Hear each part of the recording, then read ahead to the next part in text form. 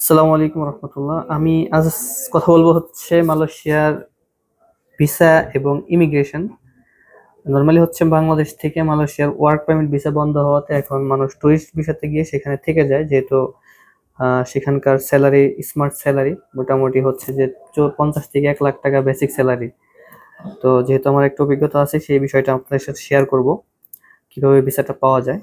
তো মূলত হচ্ছে যদি কেউ বিজনেস ক্যাটাগরিতে ভিসা নেয়, সেক্ষেত্রে অবশ্যই তার ভ্যালিড পাসপোর্ট, ব্যাংক স্টেটমেন্ট কমপক্ষে 1 লাখ টাকা, 6 মাসের ব্যাংক স্টেটমেন্ট সলভেন্সি, সাথে হচ্ছে তার কোম্পানির এনওসি, আর হচ্ছে হোটেল বুকিং, এয়ার টিকিট, এগুলা হচ্ছে সাবমিট করলেই মোটামুটি হয়ে যায়। এছাড়াও যদি কেউ বিজনেস করে আরো কিছু কাগজপাতি দিলে মোটামুটি ই ভিসা 1 সপ্তাহের মধ্যেই হয়ে যায়।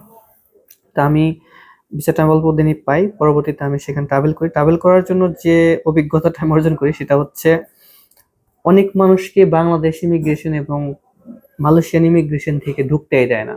যখন কাগজ, কথা বলা এগুলোর সাথে সামঞ্জস্য পায় তখন তাকে ঢুকতে দেয় না। কারণ ঢুকতে দেওয়ার না দেওয়ার কারণ হচ্ছে যে সে ঘুরতে এসে থেকে যাবে এই জন্য।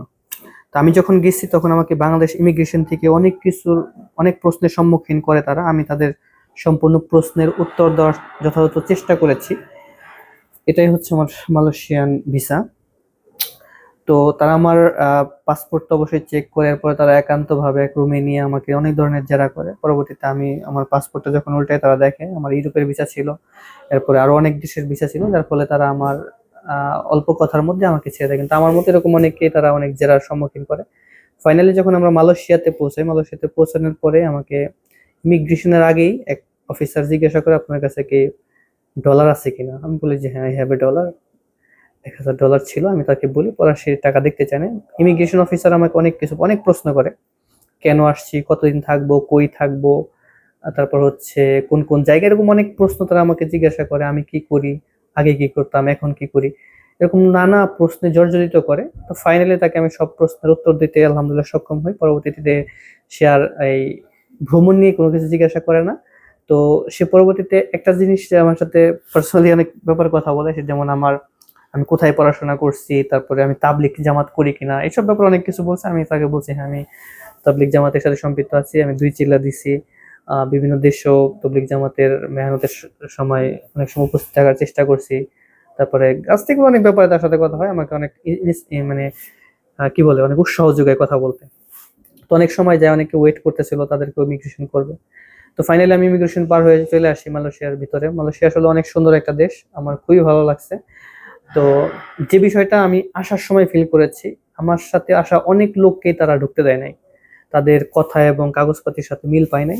পরবর্তীতে তাদেরকে রিটার্ন টিকেটে, আমরা যে ফ্লাইটে আসি সেই ফ্লাইটে আবার রিটার্ন করে।